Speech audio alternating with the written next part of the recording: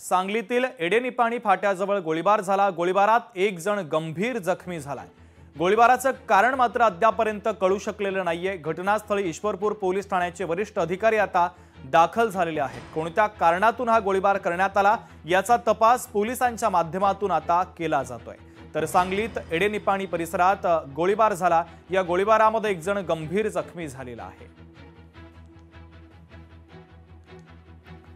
तर सांगलीतील ही महत्त्वाची ब्रेकिंग न्यूज आपण पाहतोय। सांगलीमधील एडेनिपाणी फाट्याजवळ गोळीबार करण्यात आला। या गोळीबारामध्ये एक जण गंभीर जखमी झालेला आहे। गोळीबार करण्यामागचं कारण मात्र अद्यापपर्यंत कळू शकलेलं नाहीये। घटनास्थळी आता ईश्वरपूर पोलीस अधिकारी दाखल झालेले आहेत। संबंधित प्रकरणाचा तपास देखील पोलिसांनी तातडीने सुरू केलेला आहे।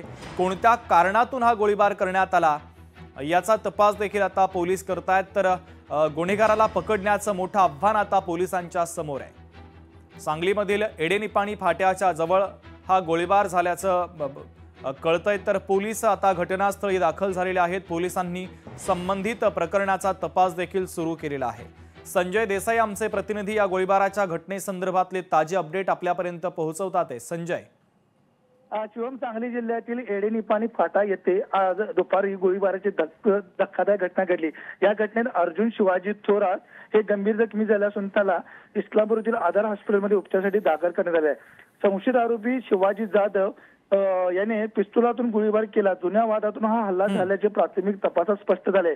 गोळ्या अर्जुनच्या पाठीत लागल्या असून त्याची प्रकृती चिंताजनक असल्याचे समजते।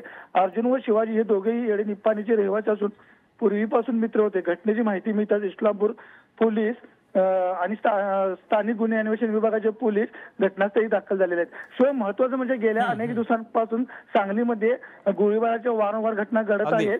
त्यामुळे आता स्वतः पोलीस अधीक्षक रस्त्यावर उतरून कोम्बिंग ऑपरेशन सुरू केलेलं आहे। संजय, अत्यंत महत्त्वाचे अपडेट या बातमीच्या संदर्भात पोहोचवलेले आहेत। तुर्तास धन्यवाद।